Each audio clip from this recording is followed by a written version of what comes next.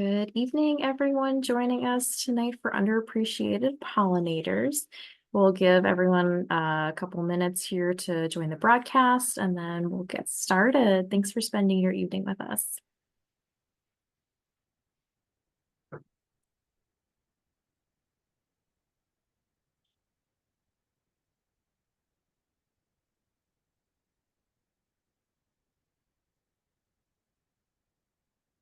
Seeing lots of people coming in the presentation. We'll get started in just a moment. Thank you for attending Underappreciated Pollinators tonight.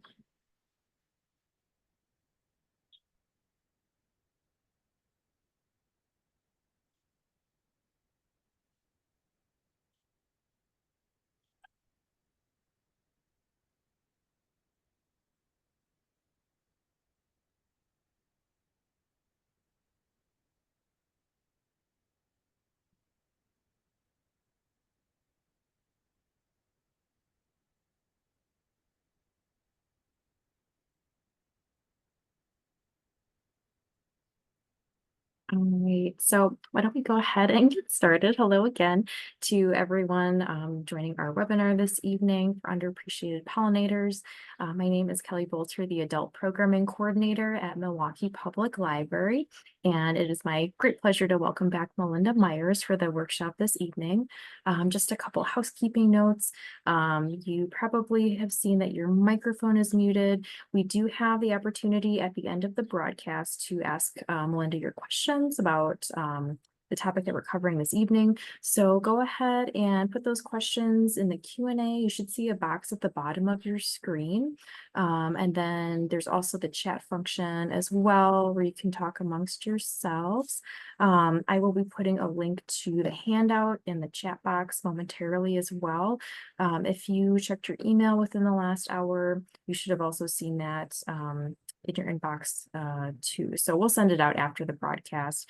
And also the broadcast is being recorded. So we will do our best to put this on the Milwaukee Public Library YouTube channel, usually within a couple of days. So you'll have the handout in that follow-up email as well as the link to the recording. Just real quick also, Milwaukee Public Library is very excited to host some rain barrel workshops this spring with Milwaukee Metropolitan Sewerage District, MMSD. So you can check MMSD's website for registration for those. They're all free, and I'll include that in the follow-up email. And then Keep Greater Milwaukee Beautiful is also hosting some free composting 101 workshops at some of our branch libraries. So I'll include a flyer for those as well. So without further ado, again, I am very pleased to hand it over to Melinda Myers for tonight's presentation. Thanks, Kelly, and thanks to all of you for taking time out of your schedule to join us. And I know there are a few libraries that are hosting and nature centers that are hosting viewing parties. So I want to thank you for joining with your local library, your master gardeners or nature center to join us to talk about underappreciated pollinators. I also want to thank We Energies for sponsoring not only this webinar, but our whole library program and all the recordings, as Kelly mentioned, of the webinars will be on the Milwaukee Public Library website, as well as videos and activities on my website, a quick link into Beauty at Your Back Door. So you click on that on my website and that'll get you to the Milwaukee Public Library YouTube recordings, the handouts, and all the other information to help you create beautiful landscapes at your backyard. So thanks to We Energies for their support. Thanks to Kelly and the folks at the Milwaukee Public Library for hosting this event. They've been great partners, not only on this program, but other programs we've teamed up on. And thanks to the public libraries across the state of Wisconsin and the Upper Peninsula of Michigan.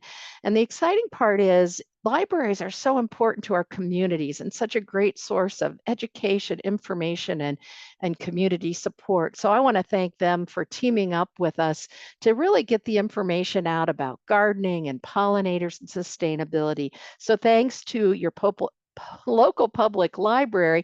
And if you haven't, check out and see what they have available. Many have book lists and activities that support these topics and so much more. June is pollinator month, and that's why we decided that it was appropriate to talk about underappreciated pollinators. And please celebrate with us. And I also put a link into the Pollinator Month website that has ideas and activities for ways you can celebrate pollinators this month and do more to support them. This may be a review for most of us, but I think it's a good practice to talk about why pollinators need our help, whether you're sharing that information with others or just as a reminder of what we all can do to help pollinators.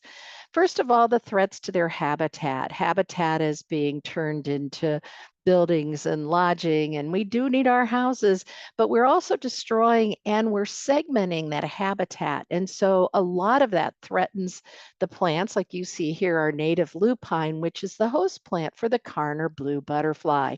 So habitat loss is one of the threats to our pollinators. Pesticides are one that we probably think of most often. Insecticides aren't discriminative. They don't discriminate between the good and the bad guys. And so you want to make sure that you use insecticides wisely, or better yet, find alternatives for managing problem insects. And we'll talk about how we can minimize the conflict with maybe some of those pollinators that give a little dread or fear in your life. Fungicides are one I never really thought about until a few years ago when I was doing some research and reading. Now, when we use fungicides, that can impact some pollinators' ability to fight off diseases. But the other thing is, bees depend on native fungi to build one of their bee breads, a food source. And so, if we indiscriminately spray fungicides to manage plant diseases, we may be harming those natural fungicides the bees depend upon. Herbicides are plant killers, and maybe that's what we should call them. So, when we're spraying plants that bloom, we often are killing the plants that our pollinators depend upon. And then, probably most of you have read that those pesticides, those insecticides, are often carried back to any of those pesticides back to the home, the shelter of those pollinators, and may cause damage to them as well. Diseases, predators, and parasites, those things out in nature, are impacting some of the pollinator populations as well. So let's talk about what we can do to help create a pollinator friendly habitat. And a beautiful garden, as you see here, is something we enjoy, but something that will help support a variety of pollinators. So one of the things is look for food sources, various colors and shapes of flowers. This is the great black wasp. And if you've seen one of these can be quite scary. One of my grandsons spotted this in my garden and he came running and go, "There's a terrible wasp in the garden, Grandma." And we went and we looked at it and talked about it. Doesn't have a stinger, and it's a very important pollinator. And so it's one that, you can see it's beautiful and it's not one to be afraid of. We'll talk more about hornets and wasps in a few minutes. Single flowers are better than doubles. There's more pollen and nectar, easier for those pollinators to reach that pollen and nectar as well. Include a few night bloomers. Now, here's an Acaciana flowering tobacco. And as you know, it blooms during the day, and you'll see butterflies and hummingbirds, like you see here, nectaring on those flowers during the day. But it's also, some of them are more fragrant in the evening, and the flowers remain open and available for moths to pollinate as well. And then we want some shelter. So if you're in an area, I'm lucky I live in the country now. When I lived in the city, I could not leave a dead tree standing on my small city lot. It would be a hazard. But if you've got room, a little wood lot behind you, or an area where you could either have a dead tree standing that wouldn't fall on a person or property or cause harm, or maybe you've got a tree that's been felled that fell down that doesn't have any risk of supporting invasive insects, some things like emerald ash borer, you could leave that and let it decompose, and that forms a home for a lot of beneficial insects. Some live under stones, many live in leaf litter, and leaf litter provides insulation for bumblebees that nest in the ground. And we'll talk about standing dead plants like perennials in a minute. You can make or buy shelters, commercial nesting boxes. One of the cool trends I'm seeing across the country is landscape designers and home gardeners that are actually building in insect habitats into their landscape practices, where they'll include these kind of structures as part of the beauty of their landscape, supporting the pollinators while they're landscaping and adding beauty for themselves to enjoy. So kind of watch for those trends. It's pretty interesting to see. Pollinators need water. We think of it for songbirds and ourselves, but a shallow bird bath with sloping sides allow pollinators to stand on the edge and lap up the water, or put some sticks or twigs in there so they could stand on that as well to lap up the water, or a few stones. The birds will also appreciate it. I read this on well, actually, I think it was my daughter that forwarded a post on Instagram about using marbles in a shallow dish, keeping it filled with water so the insects could stand on the marbles as they lap up the water. Just again, a way of providing water. Make sure it stays clean, though. One of the problems and challenges I had was algae building up and keeping those marbles clean. The other thing that's kind of fun is create a damp spot in the landscape. Now, after rain, you may notice bees and butterflies gathering on gravel or those bare spots, especially if they're sandy. And they're lapping up not only water, but also the minerals in those areas. And you could do the same yourself to create that. So, one, check it out. But what you can do is bury a shallow container, keep it full of damp sand, and what's nice is they'll come and start lapping up the moisture. Add some, excuse me, I meant to say, add kind of sprinkle a little sea salt or wood ash over the soil surface, and that provides those minerals they need. So that's a way you could make your own. Not only is it supporting them, but create some good photo ops, just like a warming stone can. This morning cloak butterfly is sitting on a rock, spreading its wings, warming up in the sunlight. And so having those warming stones, just a flat rock or a boulder that's open to the sunshine, will let you observe some of these butterflies and bees and other pollinators that come and sit and warm up. We need to look about how we manage our landscape. We talked about the risk that pesticides provide to our pollinators. And so we want to make sure that we skip the pesticides or use them very selectively and wisely.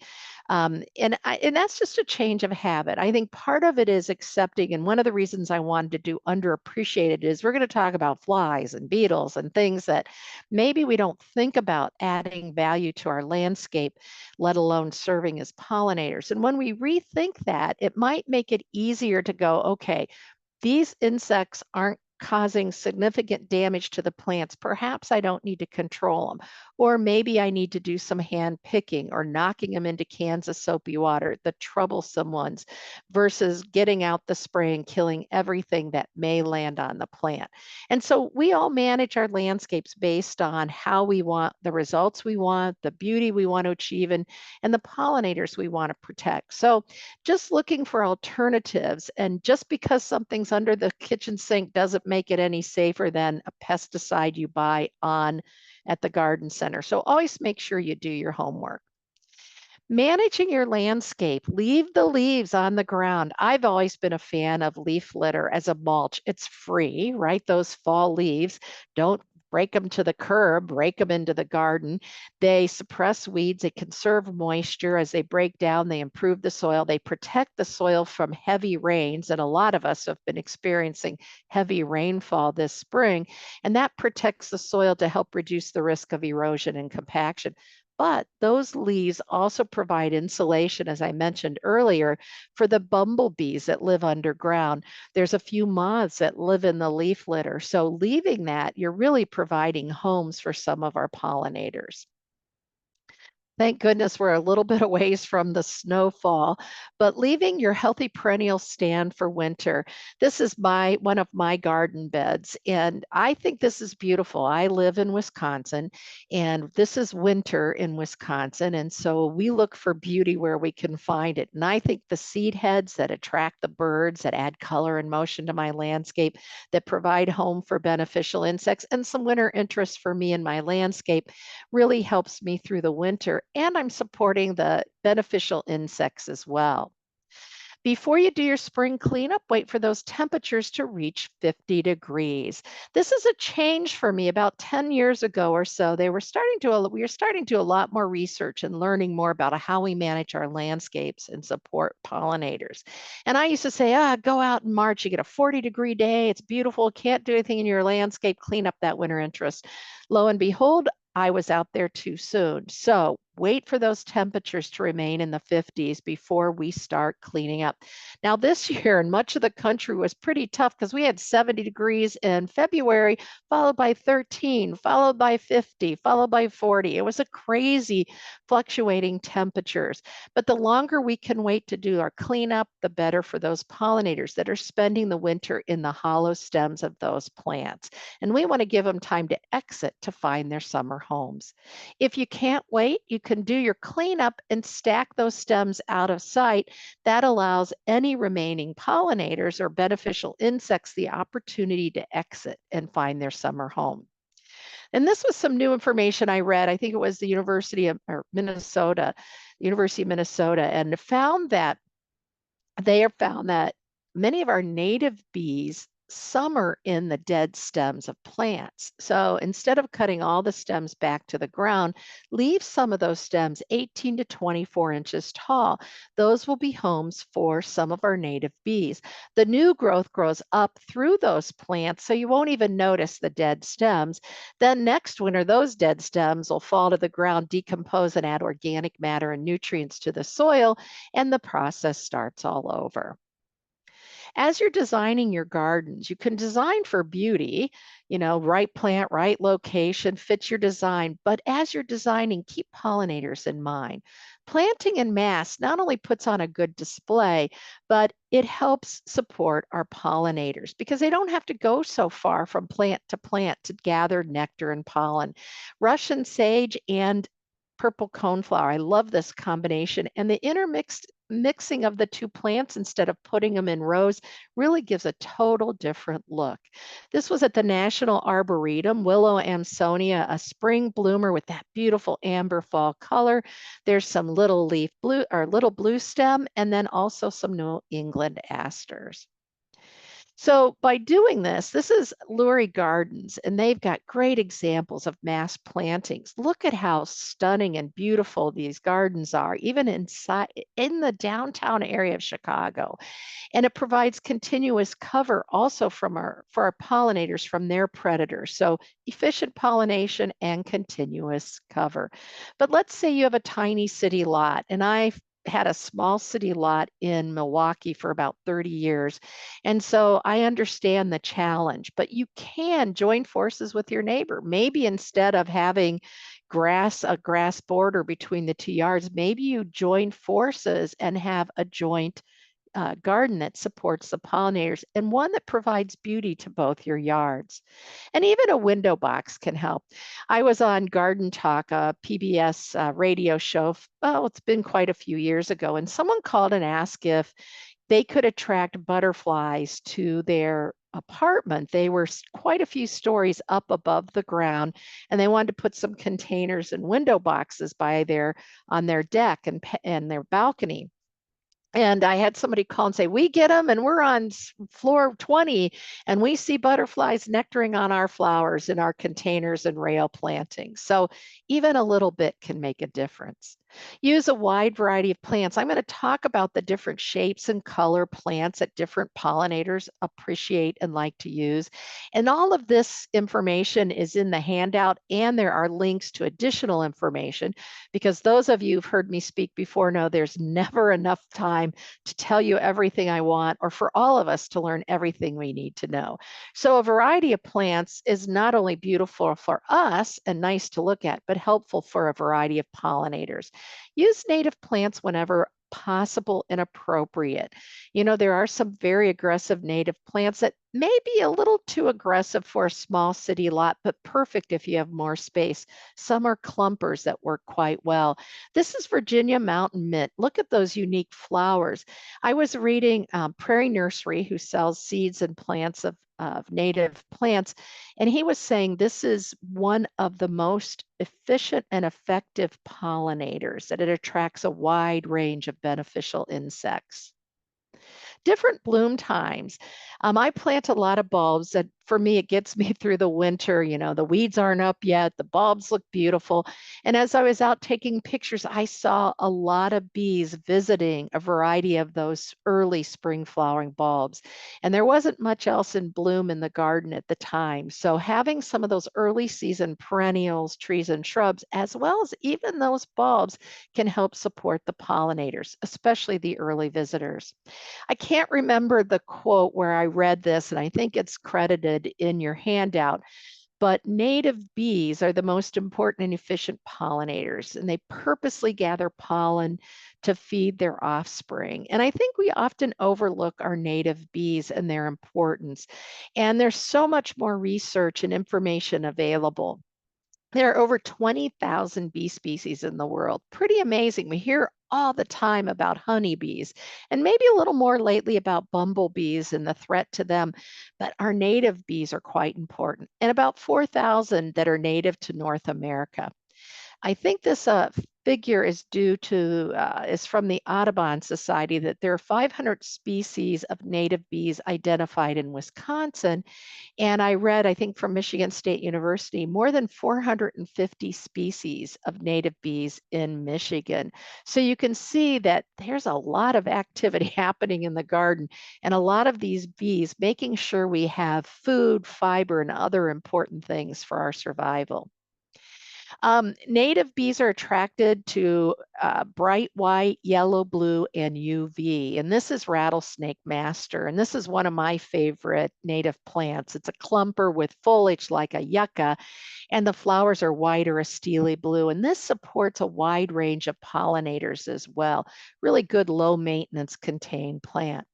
Some of our native bees, many of them are very specialized. So when you go to some of those sources I listed in the handout, and they talk about the native bees for Michigan, Wisconsin, and some other parts of the country, they talk about the plants that those specific bees tend to pollinate. And so that's where that diversity is so important. Shelter is also important, as we talked about before.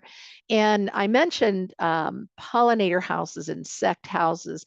For bees, 90% of the bees are solitary, but they're neighborly. So those bee houses really support bees, 90% of which are solitary. So you can see like a mason bee house has quite a few holes, and you'll have different mason bees going in and building their nest. Each bee has a separate nest, but they're neighbors and happy with it. 30% nest in the holes of trees and plant stems and other places. This is a leaf cutting bee. And Dawn, who works with me, a friend and colleague, took a picture of this when we were sitting in her patio, and this is her clematis, and that bee was cutting out, looks like a hole punch, right? Taking cuttings out of the edge of the leaf. So you see that, that's good news. That means there's a leaf cutter bee that's gathering the pieces of the leaves to line their nest, and that's the way they build their nest for their eggs and their offspring. Mason bees, on the other hand, use mud. So having a mud puddle nearby, if you're putting up a mason bee nesting house, or if you have trees where you feel that they're nesting. And I was lucky enough, I was on a garden tour in California, and this grower had a huge mason bee house, and we just stood there for 20 minutes.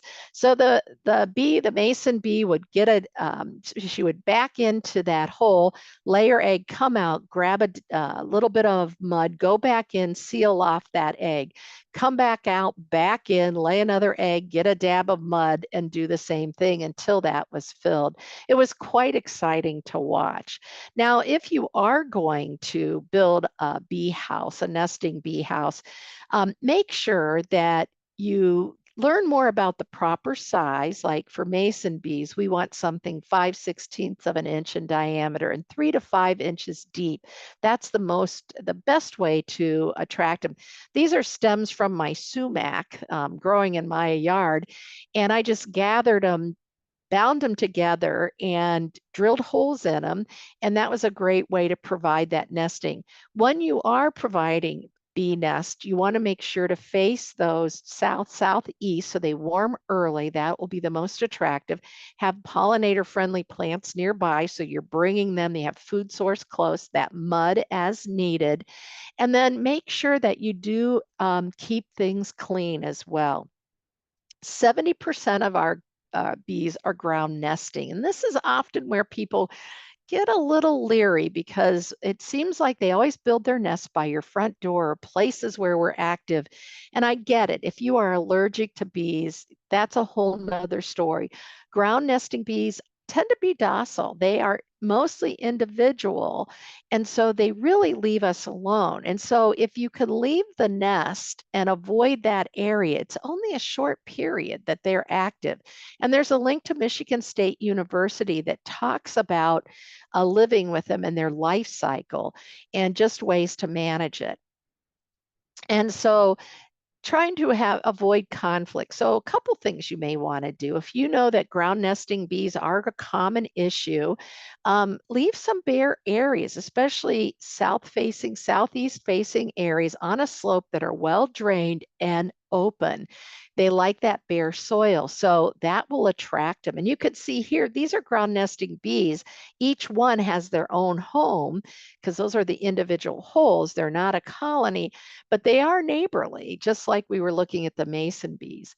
Try mulching and planting areas that you don't want the ground nesting bees to nest. They're less likely to go into a garden bed than areas that have bare soil.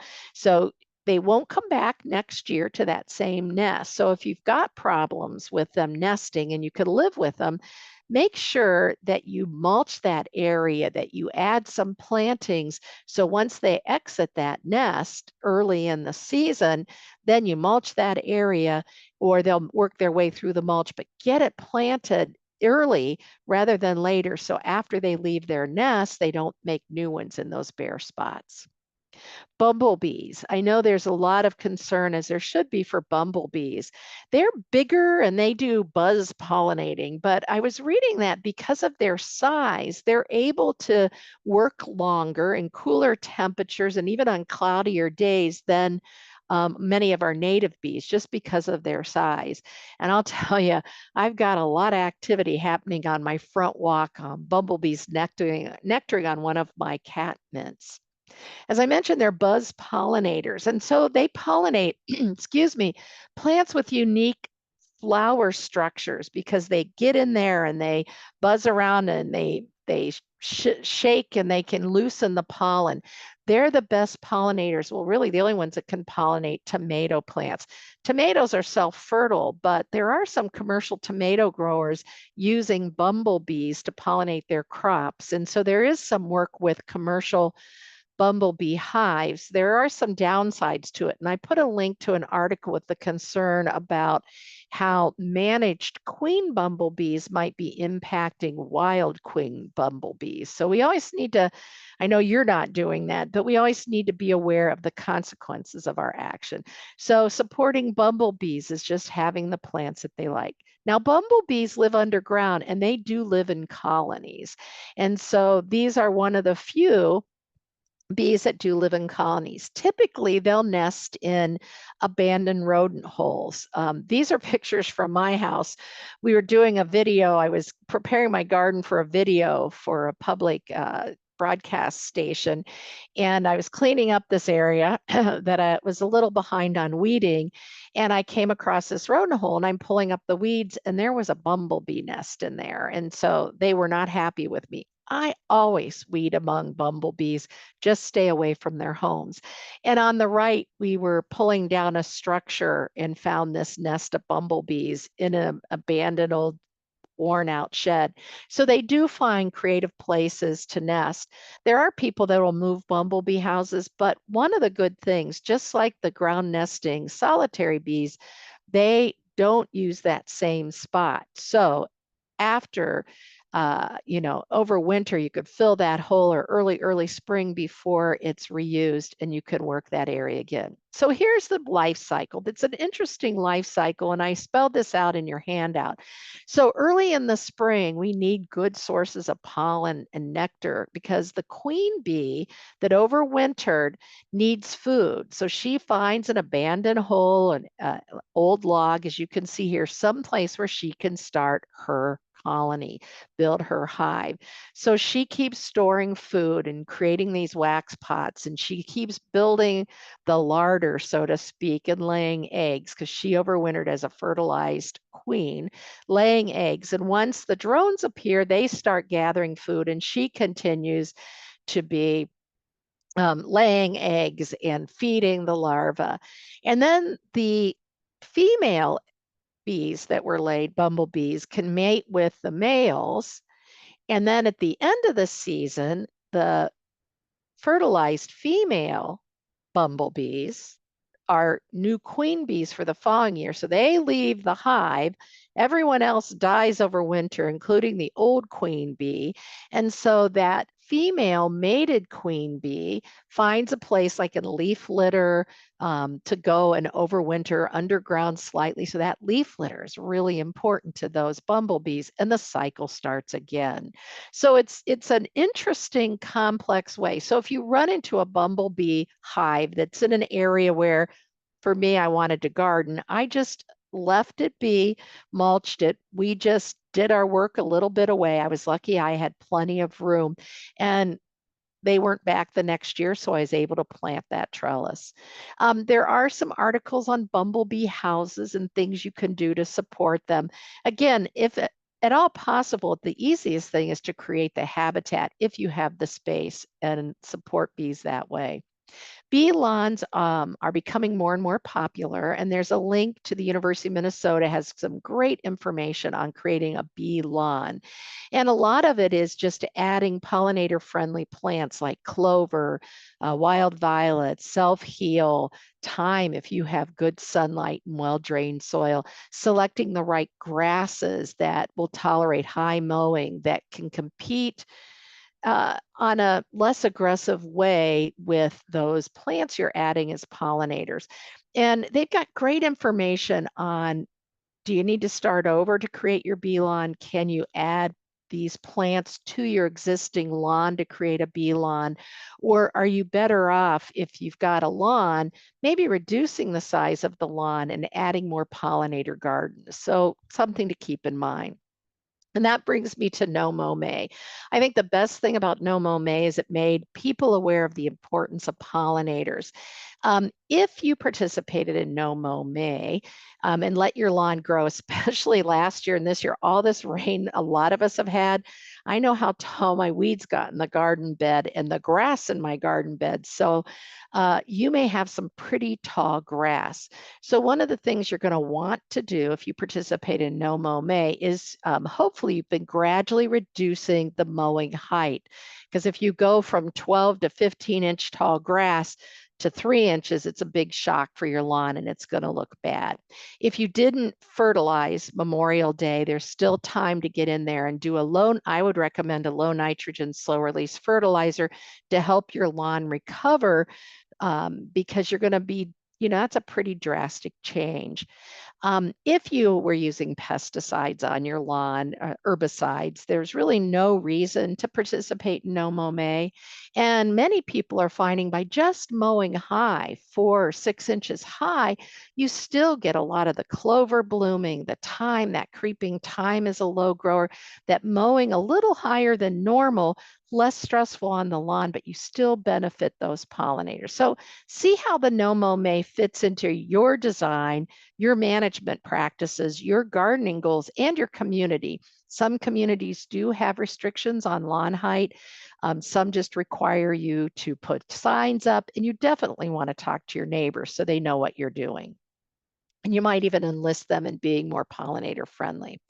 Okay, these are the ones that we all go, really? Wasp, hornets, and yellow jackets? Yes, they are pollinators.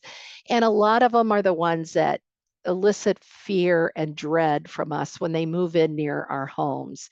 So most are solitary, and most of them leave us alone, and many are beneficial. We'll talk about that in a minute. And just a few of them are very aggressive and live in colonies. Um, Many wasps are predaceous or parasitoids. If you've grown tomatoes, eggplants, peppers, you've probably seen hornworms. And there's a parasitizing wasp that lays its eggs in the hornworm or caterpillars in general. And when the egg hatches, the larva feeds on the inside of that hornworm, basically killing it. And then they pupate. That's what those little rice-like projections are. So those are the larvae that are turning into adult wasp, and then they'll go out and do more good for us. So if you see a hornworm on your tomato or pepper plant that looks like this, and this was one that was on mine, that beneficial wasp has been doing its work and helping. So there are good beneficial wasps. Hornets and yellow jackets eat a lot of um, insects as well. So they're helping us manage that way. Now I know you're all cringing, going, not in my garden, not in my garden. So how can we avoid conflict? Well, in your vegetable and on your fruit garden, by picking your fruit in a timely manner, there's less food, right? So you're not going to have the yellow jackets gathering on the fruit that dropped to the ground or the overripe fruit. Sometimes you'll find like German yellow jackets, they nest in the ground, but they have colonies. So you'll watch that yellow jacket, many of them going in and out of the same hole, as opposed to the ground nesting bees that were solitary but living next to each other. So if you see that, that can be a problem. Now, if at all possible, we want to leave the nest intact. And they usually, it's just the queen that overwinters, so you don't typically have the nest in the same spot. That's ideal. Now, I realize that may not be a possibility.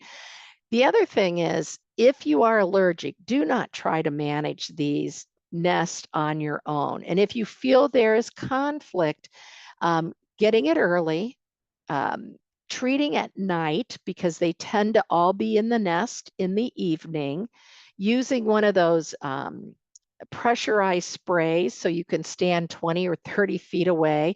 So identify the opening, identify that place where they're entering, use that spray at night, leave immediately. If it's a ground nesting hive, then you want to throw a scoop of soil over top. I was reading some, and there's information in the handout. Read that if you're thinking about eliminating any of these.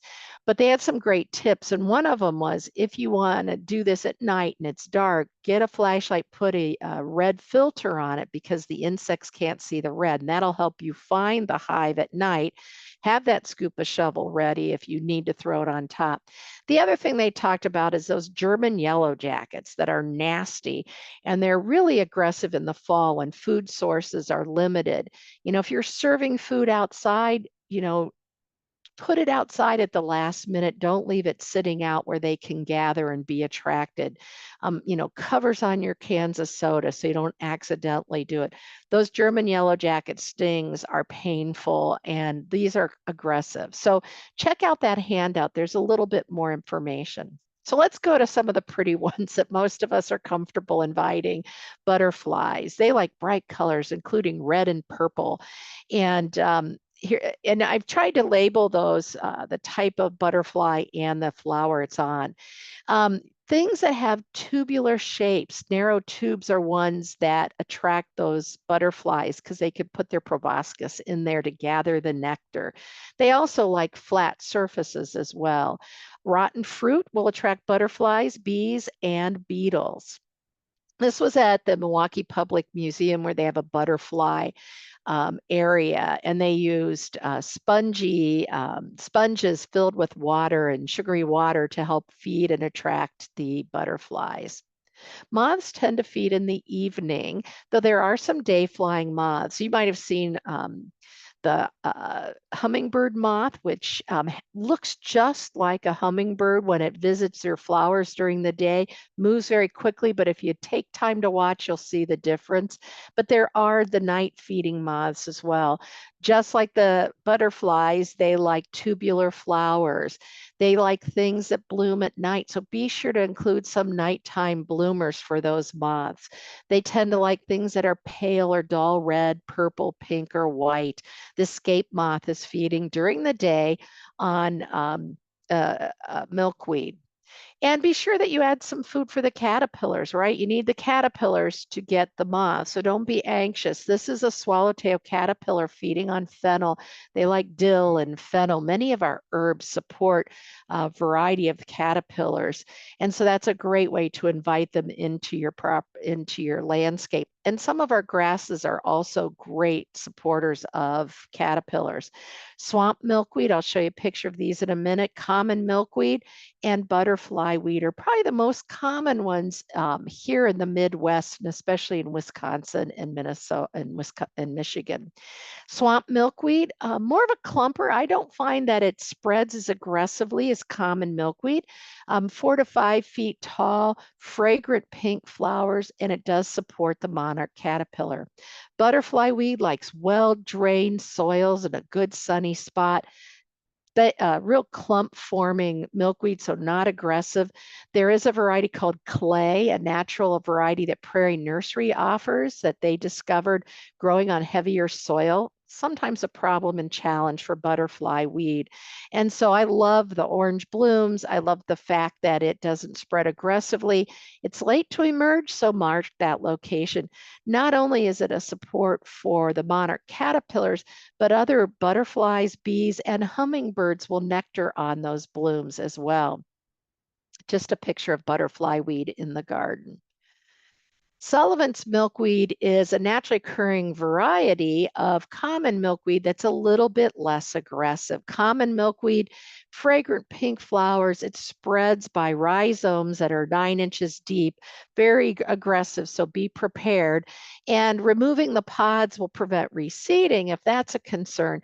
It is a great host plant, great for butterflies, hummingbirds, and other butterflies to nectar upon, but just be aware it is pretty aggressive. But trees and shrubs are also good host plants for many butterflies. This disgusting thing is the red-spotted purple butterfly caterpillar, and its host plant is serviceberry. This is the beautiful adult. Beetles are generalists. This is soldier beetle, and you probably see a lot of them. Here it's on rattlesnake master.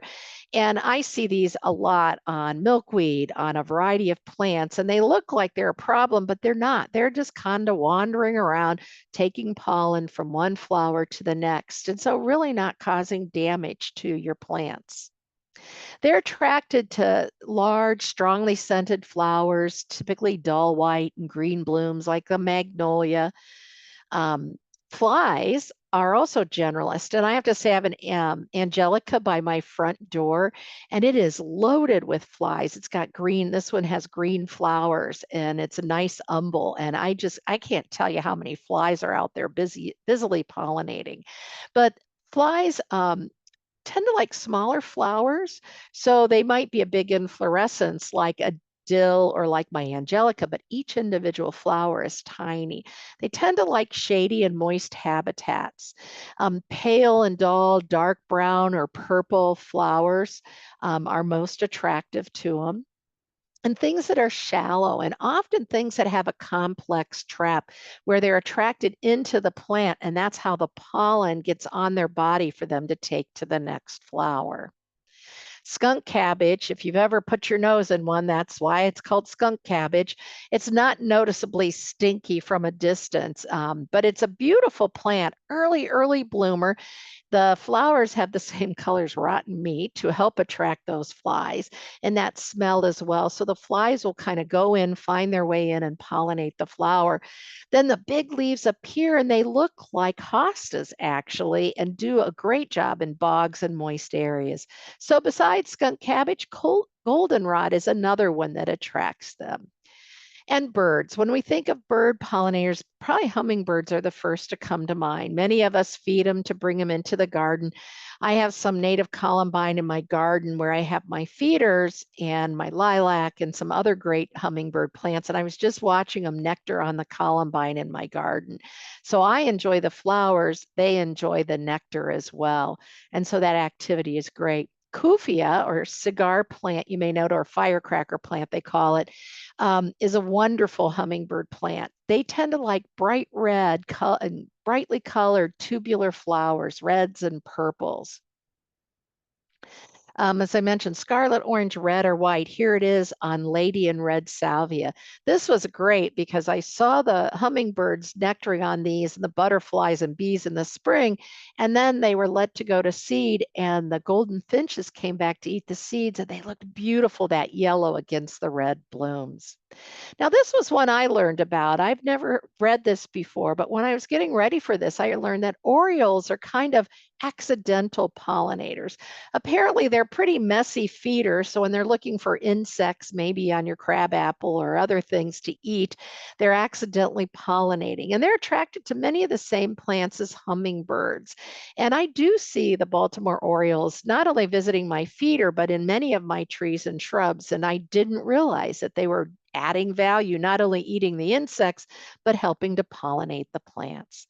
Now, we don't have these in Michigan and Wisconsin, but the white-winged dove is a pollinator for saguaro cactus.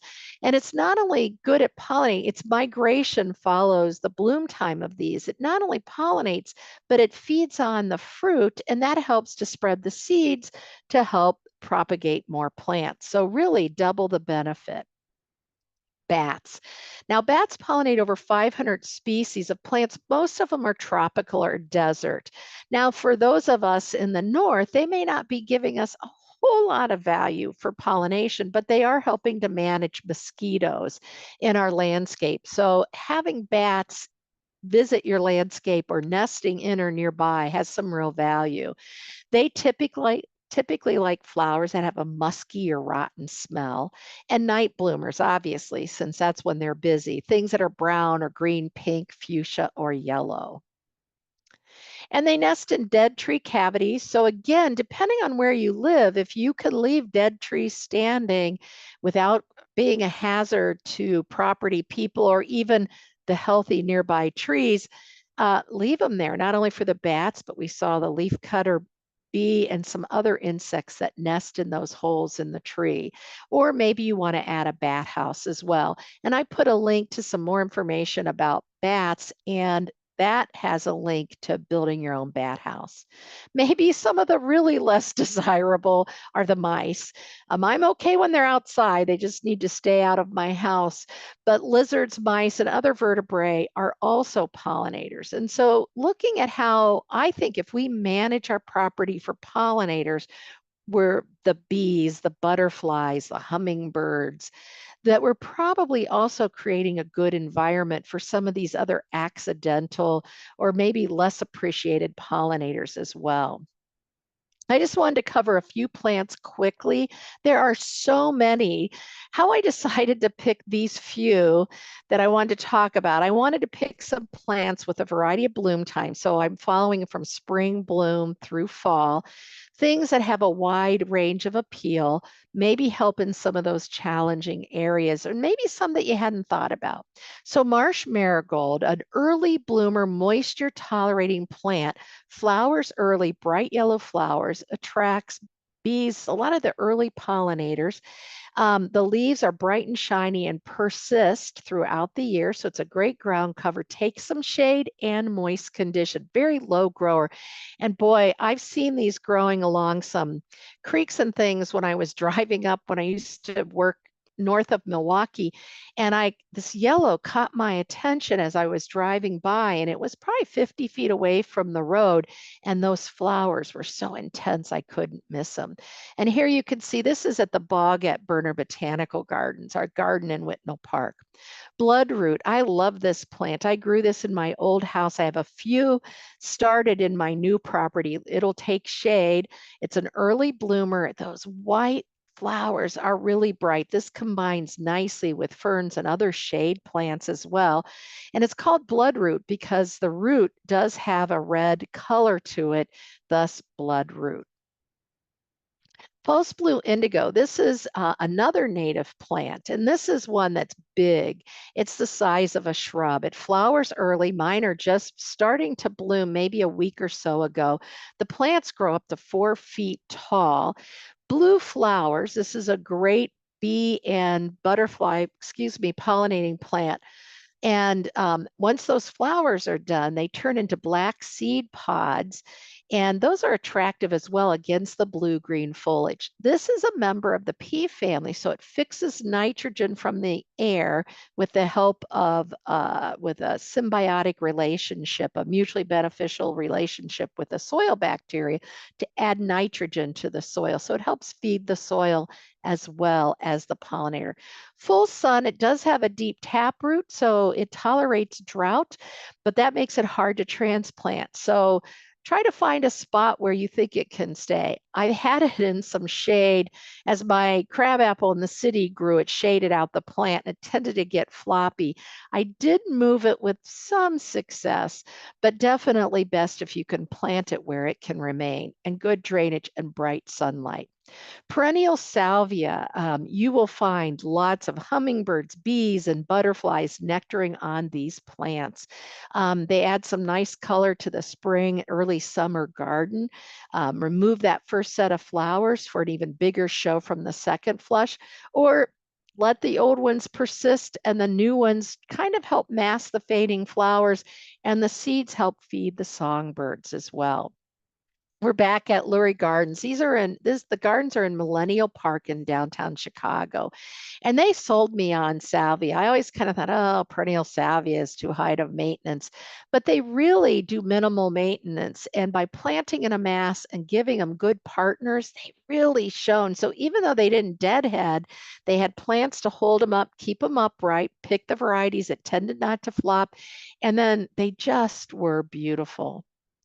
Penstemon digitalis, our native beard's tongue penstemon, is a great pollinator plant. And it's one that tolerates moist soil better than most penstemon. Most penstemons like it well drained and dry. But this one will take heavier soils, moist as well as dry soils once established. So a great rain garden plant. So great for those early pollinators. Full sun to part sun. I pushed mine into shade. It did okay, but I got much better bloom in full sun. It does reseed, so it can travel a bit in your garden. And here's a mass planting of the native penstemon in Lurie Gardens. Flowering onion, both the native and the non-native, they are reseeders. And so if you're growing some allium and you're tired of all those seedlings, once the flowers fade, the pollinators have done their job. So removing the seed head so you have fewer seedlings won't hurt the pollinators. And so that's one way to manage it if they're spreading too vigorously. There are alliums that bloom in the spring, some in the summer, and some in the fall. So you can include a variety to help support the pollinators, but also you. This was up at I think this was yes, this was the Minnesota Landscape Arboretum west of the Twin Cities. If you get a chance, visit. Great gardens, beautiful, inspiring combinations. But here they had the allium with the desert candle as well. Blanket flower, Gaillardia, is another one that's a beautiful one. I find this one blooms nonstop throughout the summer. And so sometimes it blooms itself to death. So blanket flower for some parts of the country can act more like an annual. It does reseed. And I have to say, I had Gaillardia, I have full sun, well-drained soil, and I had Gaillardia make it for about 3 years in one of my flower beds. And so with good drainage and good sunlight, it did do well. When I had it in my city garden, it really did act like an annual. It bloomed all summer, but didn't make it through the winter, especially with the heavier soil. So blanket flower, good for full sun, good for well-drained, great heat and drought tolerance. And there's another picture of blanket flower. Rattlesnake master, I mentioned earlier, it's a nice clumper, a native plant. You may have to look to those nurseries that specialize in native plants. The leaves look like yucca. The plant grows about 3 feet tall. Mine is not moving aggressively. It's once established, very drought tolerant. And I was reading somewhere there's like 20 or 30 different pollinators this plant attracts. So that really geometric flower is very attractive. And here you can see a bigger mass or a more mass planting of it. Catmint, I mentioned the bumblebees were loving my catmint, very fragrant. You want a clumper because some can spread aggressively. Sometimes it will flop. Mine right now, it's a new plant, but I think the soils where I planted it are a little richer than the ones out in another part of my garden. And that plant's flopped open in the middle, but it's covered with bumblebees. So once the flowers fade a bit, I'll probably cut it back, but I'm living with it. I could try to support it as well, just some twigs and twine, which is maybe what I'll do very early in the morning or late in the evening when the bumblebees are less active. But they're happy and it's pretty blue. But typically when it does get floppy, you can cut it back halfway. It will continue to bloom throughout the season. Full sun, well-drained soils for best results, and look for the clumping type.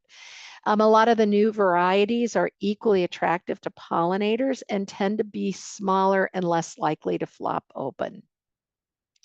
Calamint, not native, it's a member of the mint family, but if you get Calmentha nepida nepida, it's a subspecies, this isn't a typo, it doesn't reseed readily. We have a clump of these at State Fair. I think the oregano kind of moved into the calamint. So we got rid of the oregano, which was a little overly aggressive, put it in an area where it was contained because the pollinators like the flowers, but we left our calamint alone. And this plant blooms for 3 months. It's nonstop bloomer, covered with bees. It's along a main walkway at the State Fair Garden, and the bees do not bother anyone passing by. Full sun, well drained to dry soil, light, airy flowers. So they combine nicely, as you can see here. They combine great with other perennials. To me, it reminds me of baby's breath, but it performs much better, a lot easier to grow. Black-eyed Susan, a wide variety of choices. Those yellow flowers are very attractive to hummingbirds, bees, and butterflies. And the seeds help feed the songbirds. They do reseed readily, so one plant can become hundreds pretty quickly. Some of them have problems with diseases. So look for disease resistant varieties. This is American Gold Rush. It's a compact variety, a good substitute for Goldsturm, which was a favored perennial for years until it developed leaf spot disease. This one's resistant to leaf spot, perennial, and beautiful yellow flowers, prolific bloomer, great for the pollinators and the songbirds. Bee balm is another one that reseeds readily, so give it some room or be prepared to thin out some of those seedlings. Looking for disease-resistant varieties will help. Thinning the planting in the spring for better airflow, providing good sunlight will help reduce the risk of powdery mildew. And there are also mildew-resistant varieties. As the name suggests, the bees love it, but so do the hummingbirds and butterflies. Purple prairie clover, a unique flower, great for pollinators. It's like a July, August bloomer. Look at that fine foliage, and those unique flowers really add some interest to your perennial garden, but also help bring a variety of pollinators to that garden. And here's a planting so you can get a better idea of how it looks. Ironweed, big plants. I grew up in Ohio, and my grandparents had a farm in southern Ohio, and there was ironweed all in their meadow, which was subject to flooding. So ironweed is one that's great in rain gardens because it does tolerate wet soil. The species is big and grand and beautiful, but there is a new one called iron butterfly that's smaller. The first time I saw this, I didn't see the blooms, and I saw the flowers. I thought it was a purple Amsonia because the leaves are fine textured like willow Amsonia, but came to find out it was an iron butterfly. So a late season bloomer with purple flowers, fine foliage, smaller scale, so a little bit better suited to smaller landscapes. Lavender hyssop is a summer bloomer too, loaded with flowers, free flowering. This is in one of my garden beds. And I was trying to take pictures of the plant, and you could kind of see the silver spotted skippers. There were swallowtail butterflies visiting it. There were bees, there were hummingbirds. And I'm out there taking pictures, and they all ignored me as they nectared on the plant. It's quite exciting. Joe Pye weed, another late summer bloomer, takes moist conditions, will take some shade. There are smaller cultivars. The straight species is rather big, and even gateway is 5 to 6 feet tall. Great for moist conditions, great for butterflies and bees as well. Just a picture. This is at Berner Botanical Gardens, the gardens at Whitnall Park. This is their butterfly garden right outside their administration education building. Giant blue or great blue lobelia. I think most people call it great blue. I always call it giant, but great blue lobelia, great attraction for hummingbirds, bees, and butterflies. I find it much easier to grow than cardinal flower. It's red flowered cousin, and it does colonize, it does spread, but not overly aggressive. So it's one that's pretty easy to manage and one that would do well in a small garden as well. But I find the blue flowers are just as attractive for the hummingbirds, and this one seems to be a lot easier to grow. And there's just a picture of a larger planting to give you an idea of the size and overall growth. Sedum, summer bloomers, fall bloomers, ground cover types, upright types. You can find hummingbirds, butterflies, and bees on those. Great for full sun, well-drained soil conditions. Goldenrod, look for those that are less aggressive. Prairie Nursery has some good information about when he talks about the different goldenrods. He talks about those that are suitable for small spaces. Things like showy goldenrod, Ohio goldenrod, things that are less aggressive. Fireworks goldenrod is a cultivar that I've had good luck. Some people say it spreads a little more than they'd like. I haven't had that as an issue, but keep that in mind. So look for those less aggressive ones if space is limited in your landscape. But it's great because it helps feed those late season pollinators when a lot of food sources are not available. And then New England aster and other asters. Chicago Botanic Garden does plant evaluations regularly, and they evaluated asters and have some great recommendations. But just like goldenrod, it provides pollen for those late season pollinators, bees and butterflies, and some of the others as well. Radon's favorite aromatic aster, Mount Cuban Center in Delaware, evaluated and found this had great pollinator appeal. And look at that nice compact dome growth habit. So this might be one worth adding to your landscape. And then our native grasses, over 70 different butterflies and moths depend on these grasses for food and shelter. So you may not look at them and think pollinators, but even if they're not gathering nectar from the flowers because they tend to be wind pollinated and less dependent on pollinators, many are host plants for butterfly and moth caterpillars. Consider some non-invasive vines. Like this is our native honeysuckle vine. I love Major Wheeler because it's bright red and blooms all season. I watch the hummingbirds not only nectar on the flower, but they'll munch on the aphids that sometimes move in on this vine. Lilac, this is my repeat blooming lilac that I put my hummingbird feeder by because the hummingbirds love to sit in and nectar on my weeping lilac. You can see my Major Wheeler honeysuckle below. That's the sliding glass door outside my bedroom, and this is looking into the garden from my breakfast nook. So it's strategically placed so I can enjoy the visitors. They're enjoying the food, and they're also helping to manage some of those insect pests. Weigela, kind of a late spring. Mine are just blooming right now, and I have a variety around my garden. They're very drought tolerant. They bloom most late spring, early summer, sometimes repeat randomly throughout the summer, and in fall, you might get another burst of bloom. The hummingbirds love to nectar on these, as well as bees and butterflies. Nine bark, Now, I have Amber Jubilee. This is ginger. There's fireside. A lot of the colorful foliage is beautiful. I was reading an article though, and I have a link to it where the colorful leaves are less appealing as a host plant. So if you're looking at nine bark, not just the flowers to support pollinators, but the leaves to serve as a food source for the caterpillars, then you might want to stick with the green ones. I'm lucky enough that I have enough space that I can do both. New Jersey tea, a native shrub, a beautiful one. I first saw it in Nicolay National Forest in central northern Wisconsin, growing in a somewhat shaded area. It will take full sun to part even fairly heavy shade. A great pollinator plant, a small scale shrub that forms a woody base. It is a shrub, and nice flowers that attract a wide range of pollinators. Our native bush honeysuckle is another summer blooming. You can see the yellow flowers attractive to hummingbird and birds and a variety of pollinators. Fall color is kind of a maroon to reddish in the fall. It will form colonies, so great for erosion control and good shade tolerance. The Kodiak series has colorful foliage that emerges red or orange or deep purple, almost black. Cool Splash has variegated foliage. They all have yellow flowers in the summer. And that Kodiak series are big and they get to be pretty wide and they're fast growing.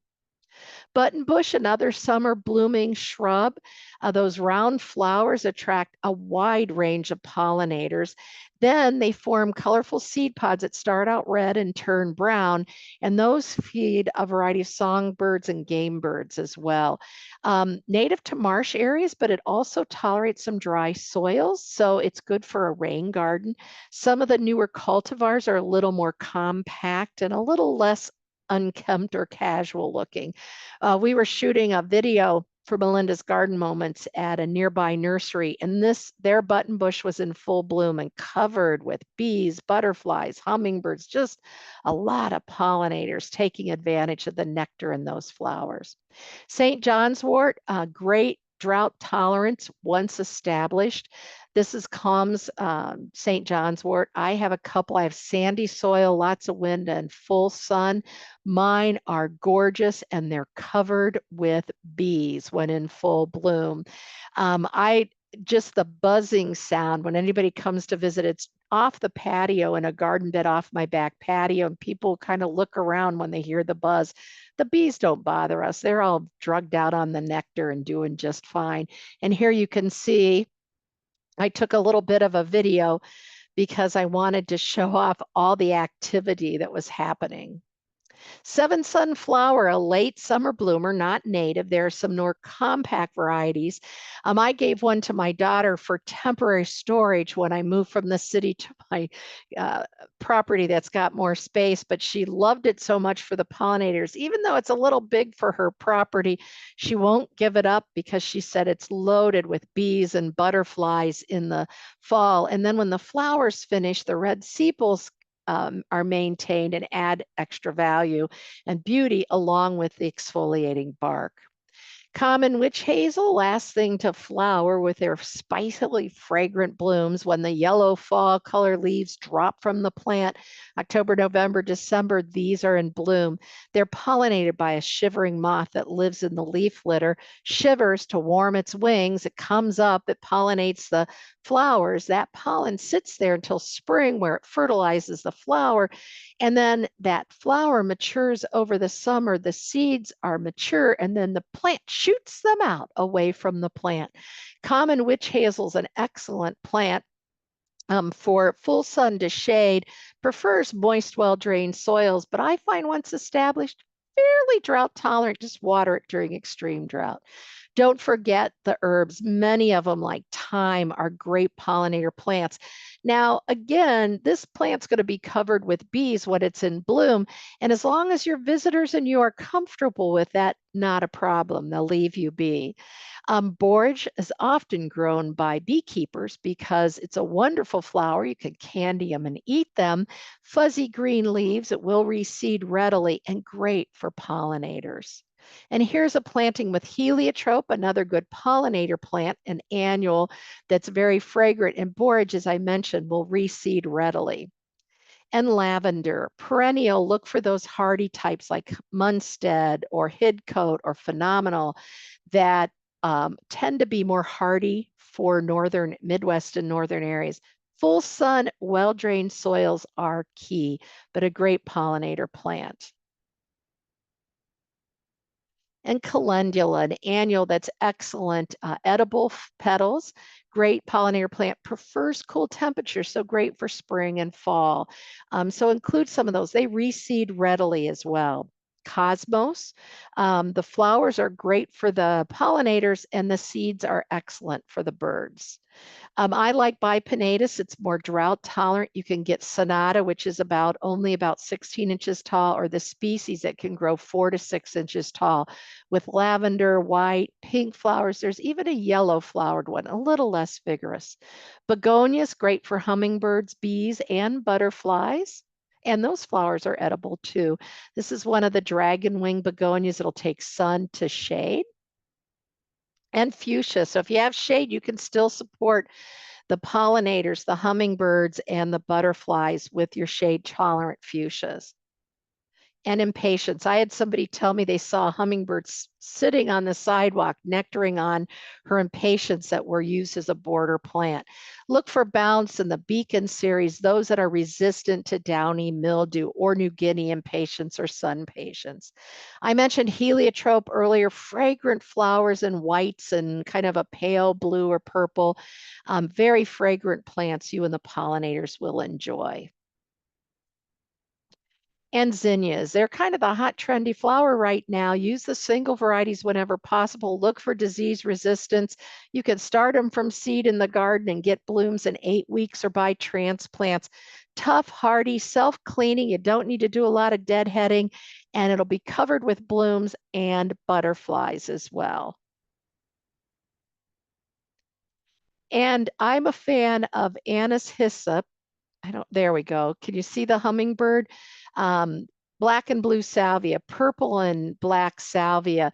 This was fall salvia. And these are annuals for us. They're hardy perennials in zone 7 and 6. I find a lot of tubers in mine. I'm waiting to see if any I saved will start to grow. I have overwintered them, but they're pretty pathetic by spring. But boy, worth the investment and big show. And of course, sunflowers. I've seen hummingbirds, bees, and butterflies nectaring on the flowers, and we know the birds and squirrels will enjoy the seeds as much as us. And boy, big or small, they can add a smile to anyone's face. Thank you for hanging in there. I always want to tell you more than we have time available. Help me grow gardeners. Someone inspired you, whether it's a youngster in your life, a young family starting a garden, a new retiree. Someone inspired you. Please inspire someone else. I want to grow a kinder and gentler world, one garden and gardener at a time. So I'm going to need your help. And consider creating your own pollinator habitat. And there are links to supporting and showing off that you are supporting the pollinators so you can help inspire others. Thanks again to We Energies for sponsoring this webinar and the whole library program, along with the public libraries of Wisconsin and the Upper Peninsula of Michigan. And thanks again to Kelly and her colleagues at Milwaukee Public Library for hosting the webinar. Stay in touch. All my contact information is on the handout. There's links to all of these. Be patient if you post a question. I'm trying to keep up the best I can. So please be patient with me and don't hesitate to post a second question if need be. Thanks again. I went a little long. Sorry, Kelly. But I'm happy to answer questions if we have any. Absolutely. So just a reminder to everyone, please go ahead and put your question in the Q&A box on the bottom of your screen. We learned quite a lot. I'm glad we recorded this because I'm definitely going to go back and watch this for more information. So let's get into the questions here. All right, so first of all, we've got a thank you from Tamara. Thank you for hosting this program. Thanks for being here. Yeah, thanks, Tamara. Yeah, and then, so we've got a question from Cindy. Cindy's wondering, what can we do to ban those mosquito squads and pesticide spraying companies? Those poisons kill thousands of pollinators. You know, that is really a very good point. And I don't know what we can do. Obviously, talking to your neighbors, which is probably something that you've tried and hasn't worked. You can talk to your local alderman and county supervisor. Um, I'm guessing they're going to try to take a view of how many voters are going to support using those versus not. PJ Leash, who is the UW uh, Insect Diagnostic Disease Director for University of Wisconsin, has some recommendation for people if they are going to spray in terms of timing and trying to limit it to just special occasions versus all times. A friend of my significant others, they were talking about insects, and I guess he's lived with me long enough. And his friend said, "Well, I never see any in my yard or near my pool or anything." And then he kind of thought, he goes, "Well, that's because my neighbors all spray." And so I hear your concern. I think it's just contacting the legislators. I think trying to bring awareness. I work with mosquito dunks and mosquito bits. And one of the nice things is that allows me the opportunity to talk about ways to manage mosquitoes. Having a fan on your deck, using citronella candles every couple feet, yes, and near you when you're sitting on the deck. And that can help. Keeping your garden weeded. Maybe you have mowed grass and your taller grasses and plants are further from the house. I have plants right up to my house. My front porch is screened in, so when the mosquitoes get bad, I head out there. But we do use a lot of those things like a fan because mosquitoes are weak flyers. We do use the citronella candles. And so maybe helping people understand some alternatives might be helpful as well. Dumping the water that collects in, toys out in there or empty, any kind of container left outside where water can collect, dumping those, using mosquito dunks and bits in water features that don't have moving water or fish to keep the larvae under control. Um, Keeping our gutters clean so water doesn't collect there where the mosquitoes can breed. Education is really probably going to be our best bet, probably the one we at least could have some control over. So I appreciate your concern. And boy, I wish I had an answer that I thought would be helpful. But you do bring up a good point, and I will. Uh, there's been a lot of hesitation to say that those are really a bad problem. I think it's more to be a little politically correct, but you're right. Those sprays kill not just mosquitoes, but other insects. Kelly, I'm going to look for that post by PJ Leash on, he just talked about using those, not supporting them, but maybe that might be an alternative for your neighbors. Hey, instead of spending all this money, here's something you could do that might help you. And so I'll try to find that link, Kelly, and email it to you. Wonderful. Thank you, Melinda. We've got a couple follow-up questions and comments. Cassie says that lemongrass works well for mosquitoes. I know I've seen citronella plants also at various nurseries too. And But so yeah. Mhm. one of the things to keep in mind, Cassie, thank you for sharing Mhm. that. And my feeling is, hey, lemongrass, a lot of the plants sold as citronella are really a scented geranium. And some of the research, the part left out is it's really not the plant as much as the oils, and so crushing them and that's more of a repellent than the plant itself. But in my book, Cassie, you know what? I grow lemongrass because I like it. If it's at all helping, can't beat that, right? So when you're looking at the research and the recommendations, check and see kind of some of those things that they talk about. I think it was the University of Mississippi talked about plants, and then I think it might have been Cornell or Colorado that talked about the problem is it's the state of the oils that help repel it. So um, you can't go wrong as long as it's not harmful or invasive. Hey, more plants are better. And if you find it helps, then good, that's great. And if you're finding it's not working, it's probably because it's not that oil base that they're talking about. Um, I'm going to look for that one too, just because I think it's helpful information. But again, hey, lemongrass, it's pretty. I use it because it's you could flavor things. It smells good. So thanks for sharing that, Cassie. I'm glad you brought that up. Absolutely. So Denise is wondering, is the product mosquito beater safe for pollinators? I think mosquito beater is also, I think it's a permethrin base. So checked, I'm pretty sure it's a permethrin based. And permethrin is a fairly broad spectrum, relatively low toxicity. So small amounts are effective at killing insects, but it's not, doesn't discriminate against just mosquitoes. So one thing to always check the label, I think it's permethrin that is the active ingredient. So when you look at that, keep in mind that even natural products kill good ones. So, insecticidal soap will kill any insect it covers, it'll suffocate them and they die. So that's something to keep in mind.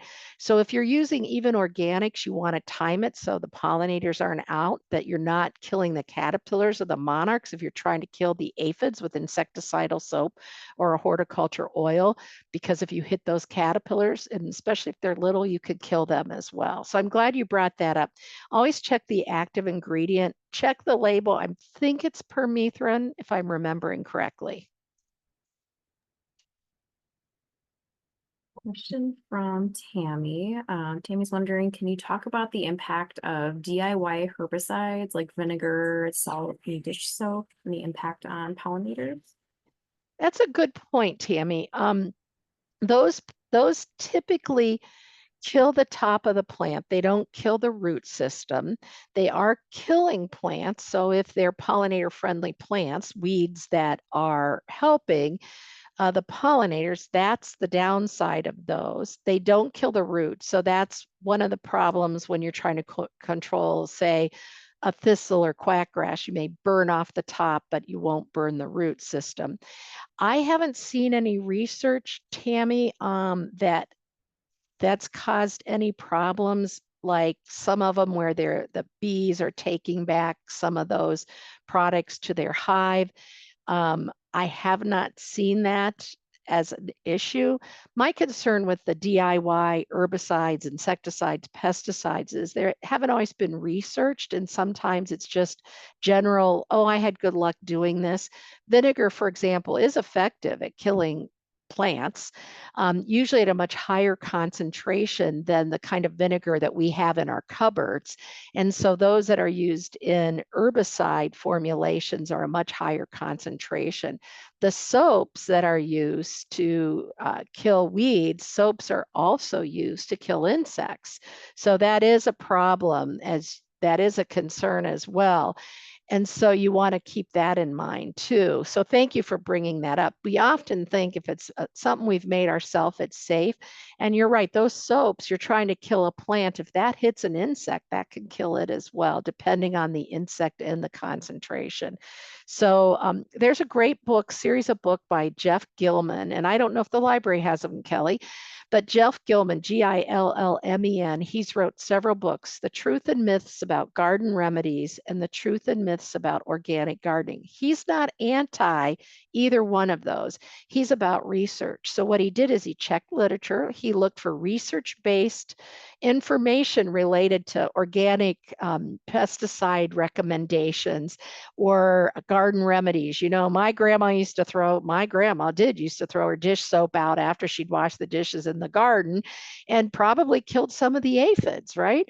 By accident. And so he tested these. He looked at the research and he found some of them were effective, and he talks about why they were, and he found some weren't, and he talks about why they are not. And so it's the truth and myths about organic gardening and the truths and myths about garden remedies by Jeff Gilman, Gillman.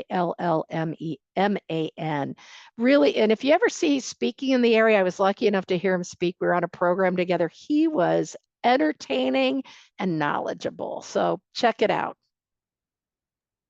I had to quickly check our library catalog. I do see a few copies at Central Yay. Library. So yeah, if you are in the Milwaukee County area, we should have that available. So check it out, certainly. And if you're not in the area, yeah, definitely check in with your local library to see if they might have a copy. Thanks, Kelly. For sure. All right. So I see a comment here from Cassie, just that DIY herbicides can cause issues in soil. Well, good point. And thank you, Cassie, for bringing Mhm. that up. That's definitely an issue. You know, salt was once used to kill weeds in asparagus, and they found it reduced the productivity of the asparagus. And then salt is used to kill plants. So, how's it going to tell if it's a weed or not? And thank you for mentioning. I was going to mention that and kind of forgot. So, I appreciate you bringing that up. Too much vinegar can cause some can change the aggregation of the soil as well. So thanks for mentioning that, Cassie. Much appreciated. All right. So Tamara is wondering, you mentioned a video about nesting bee houses. Is there a link in the handout to that by chance?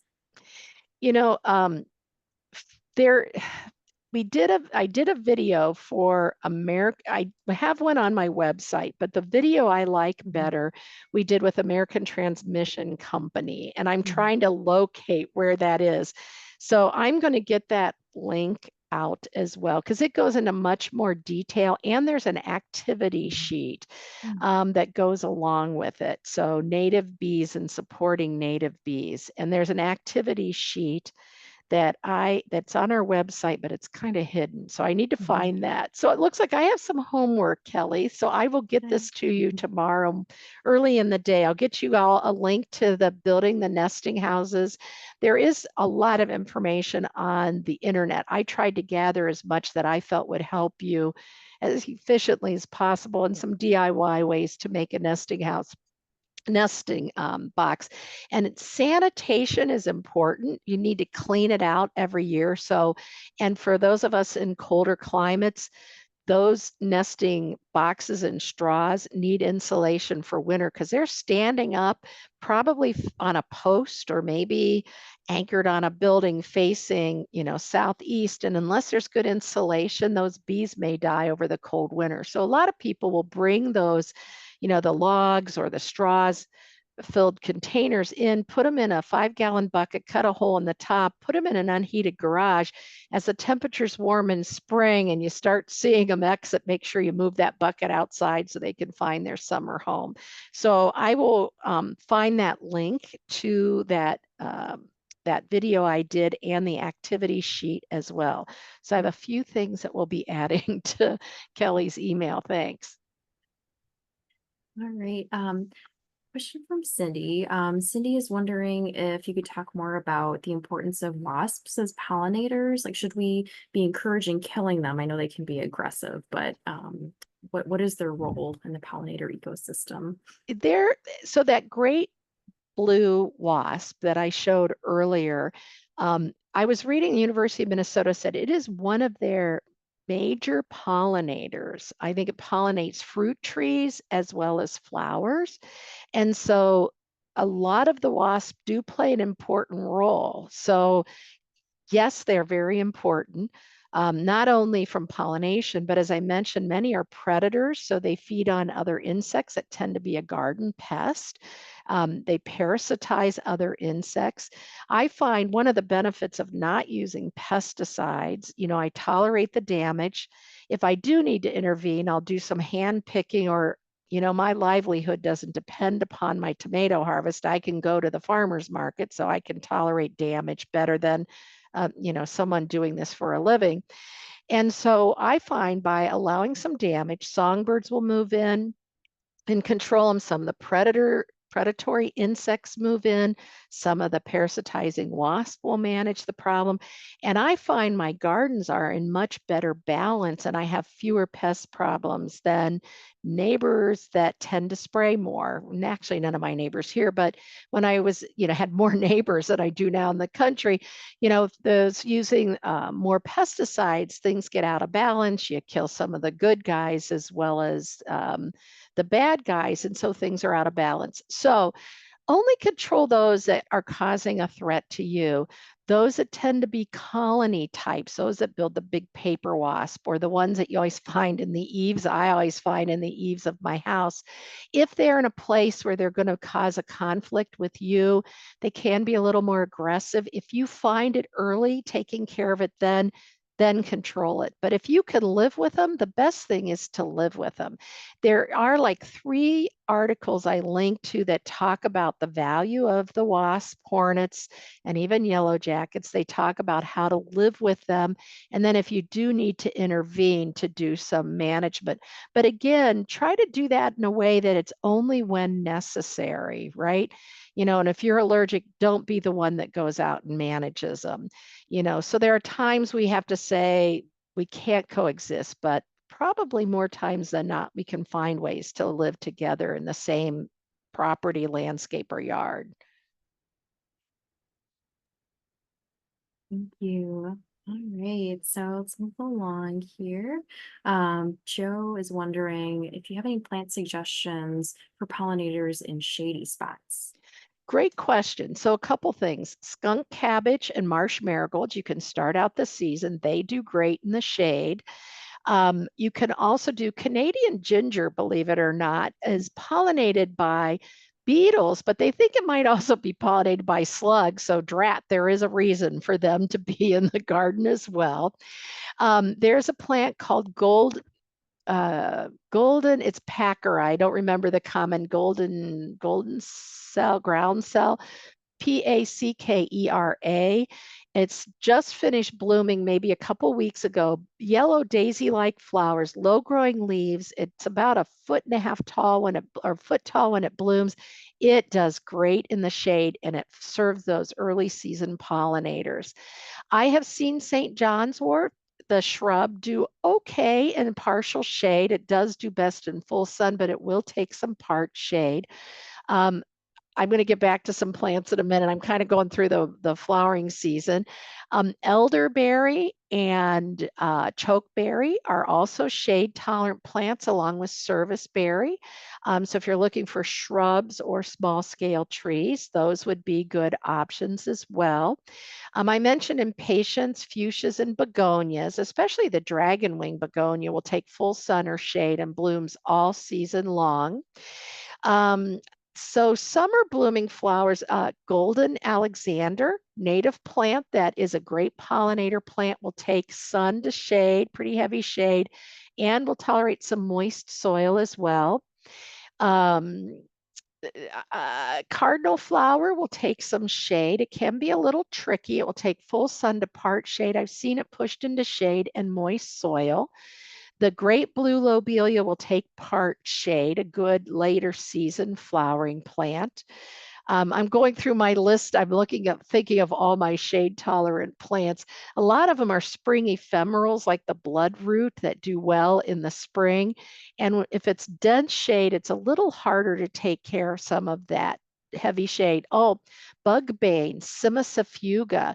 Oh, now it's Actea. They renamed it, those taxonomists, Actea. Same family as baneberry, but it blooms. There's a summer blooming and a fall blooming. Leaves like a stilbe, very tall, so you get great, great vertical interest, covered with pollinators and a fragrant flower. I've seen this growing. It's native to some of the parts of the more southern parts. And I was hiking in southern Ohio and saw a hillside covered with them. Great plant. Dutchman's breeches are native. Spring ephemerals, another good one. So those are some good shade tolerant plants that are great for a variety of pollinators. Thank you. All right. Karen is wondering, she just purchased but has not yet planted common mountain mint. I've heard some people raving about how great the plant is for pollinators, but I'm concerned about how aggressive it will be. Do you have an opinion on it? It's less aggressive than many of them. So it's what I was surprised. You see mint in the name and you go, oh no, don't use it. But it's one that's a little bit less aggressive than many of the other mints, kind of like calamint, the nepeta is not aggressive like most mints. And so this is one I haven't grown it myself. I've got to add it to my garden, but in doing research, not as aggressive as the others, and it's very manageable. So it's one you might want to consider. I would definitely recommend it, and it's got great pollinator appeal. Right. So Tamara is wondering about learning more about native grasses. She says, I live in southeastern Minnesota. So I was looking at the Oh, University of Minnesota Extension website. I saw info about a type of prairie drop seed, I believe, called Terra.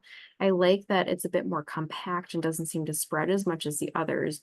It seems it was a cultivar. Is it still considered native and is it important?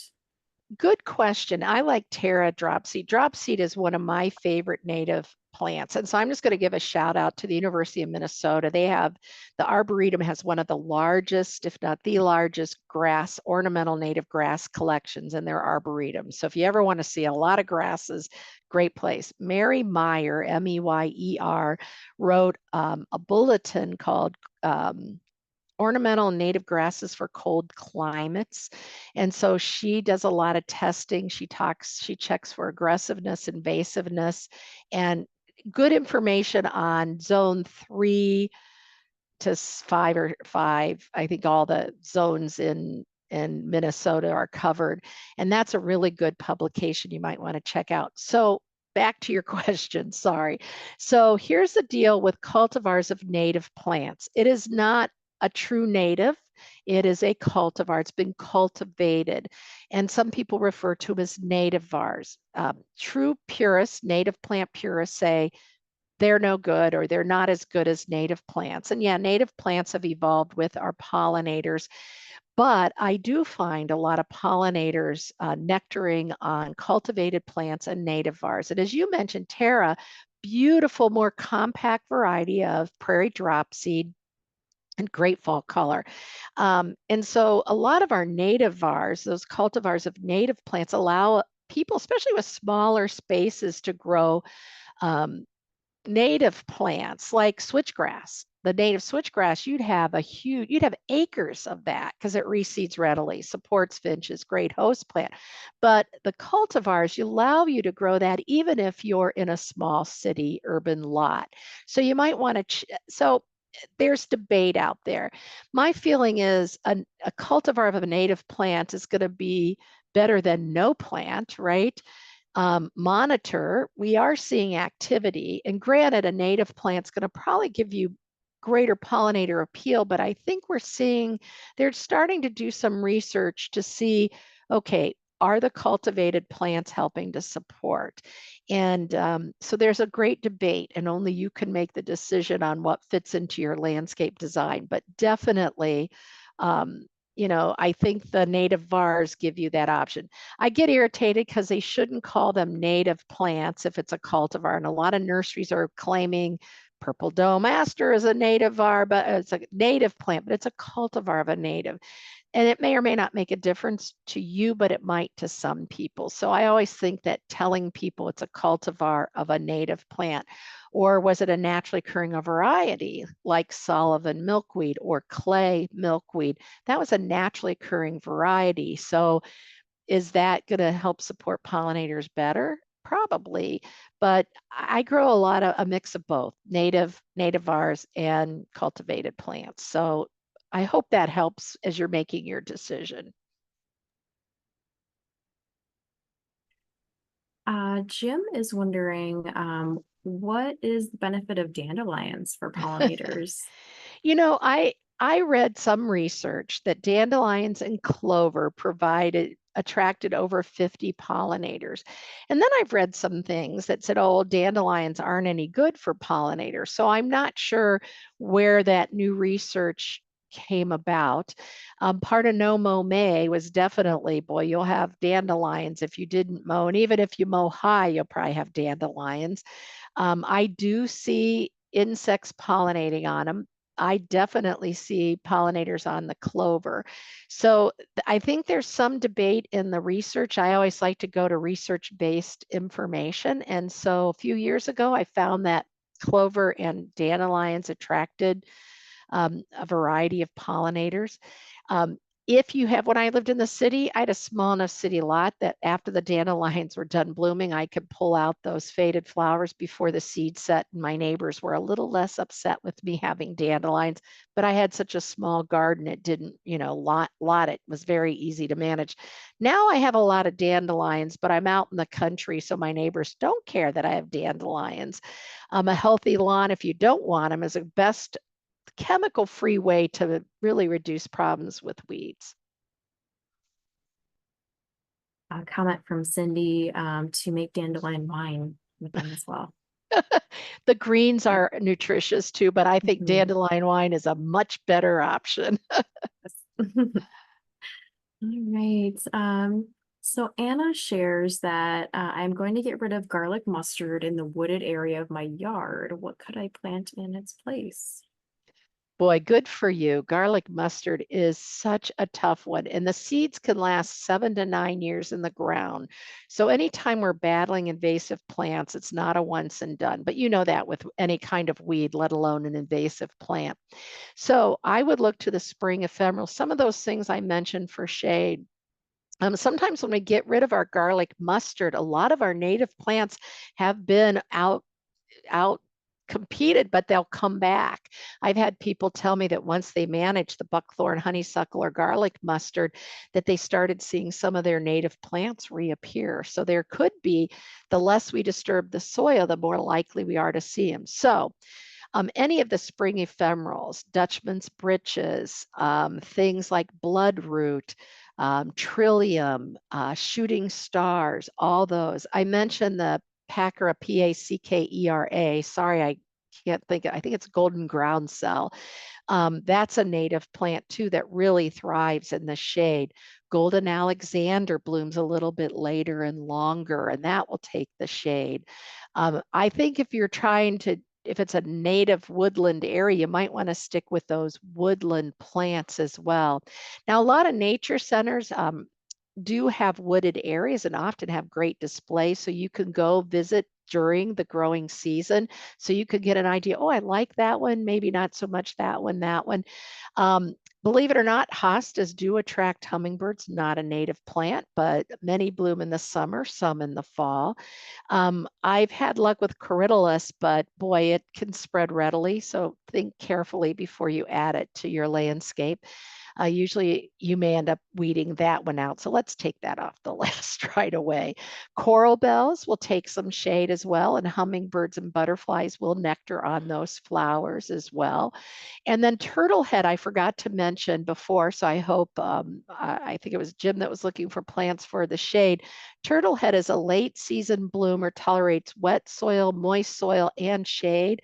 Our native one is white flowers and it's a couple feet tall, but there are cultivars, if you don't mind using a cultivar, that are shorter, and that works great.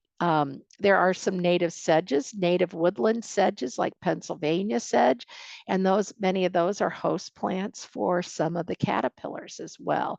And so you could even do some low growing native shrubs in those areas, like some of the chokeberry, service berries, a little bit bigger. But some of those might be some good additions as well. So I am always so impressed with how spread out the viewers are for these programs. Judy is asking a question and saying that she lives in North Texas Zone 8. Oh, wow. I love lilac bushes and want to plant one. Do you think it would survive here?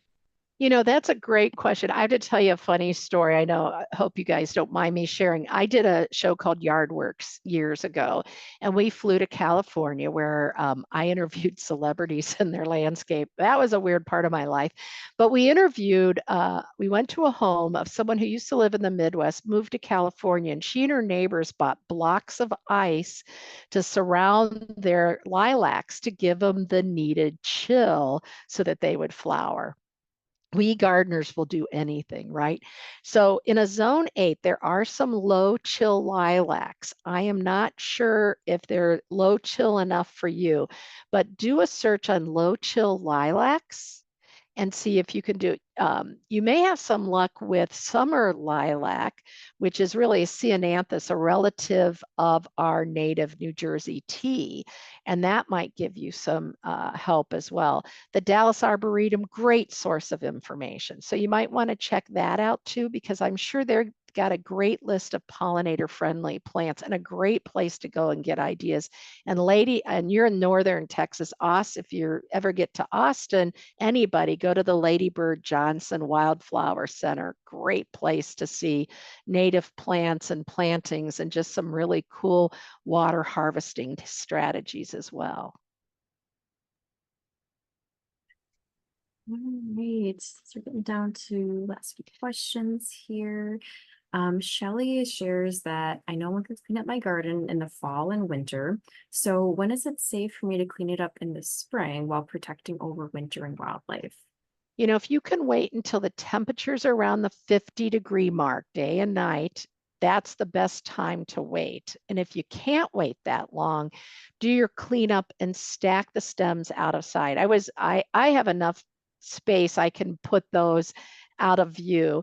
I saw one video where this woman tucked them under her spruce trees. I thought, what a great idea. Nobody's going to see them. They'll eventually break down. So find those out of the way, maybe behind your foundation planting. Mhm. So if you can't wait, 50 degrees is the best. Second best is cut and stack out of sight. Hey, Joanne is wondering what can be used to control the vegetation that grows in swales, like bioswales? Yeah, boy, that is a tough one. Mm. And and you guys you have a bioswale at one of the Tippy libraries in canoe, we Milwaukee.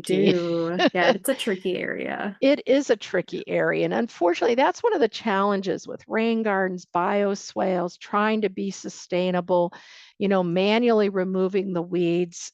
If you're doing any weed control, it's an herbicide, it's a plant killer. So killing those weeds often kills the good plants too. So being very selective. We were doing some planting and somebody asked me about bindweed, and I have bindweed. And the manual way to do it is removing it, cutting it back to the ground every 3 weeks throughout the season. And I start out really good doing it. And by, the end of July, I've kind of lost my interest. And that's why the bindweed is terrible. If you have to use a chemical, one, make sure it's not during a wet period and a flooding period. You may want to wipe on or wick on the weed killer onto the leaves of the problem plant so that you're not treating the soil. Those things that move through the plant from the leaves down the stem into the roots, by applying it to the foliage, protecting it from the nearby foliage. You got to protect the good guys, because if the wet leaves hit them, it's going to damage them. That's one way to do it. But anything that's going to kill those weeds is going to harm your good plants. And again, being in a swale, you're trying to move water, so you don't want to really use pesticides at all. And the organic ones, Cassie mentioned, can have impact. Some of those DIY can have impact on the soil, but they can also harm your good ones too, and they don't kill the roots. So I hate to tell you, but manually is probably the safest thing. The Wisconsin Department of Natural Resources has great information on invasive plants and ways to manage them, both in wet areas like wetland areas, so that'd be your bioswales, as well as terrestrial things in your woodland and prairies and the like. So that might be a place if they're invasive plants that you're trying to manage. Otherwise, I hate to tell you, it's a either regularly cutting or digging and removing and keeping after it. And I know that's a lot of work. I have a lot of weeds to do the same thing to in my yard right now. So a couple more comment and a question related to shade. Cindy shared that don't some shade hostas make flowers that attract pollinators? I think you mentioned hummingbirds with Yeah. hostas. And then seeds Yeah. are great for juncos Mhm. too. So if you don't mind leaving them up, I like to look at seed pods, but I know not everybody does. So thank you Mhm. for mentioning that.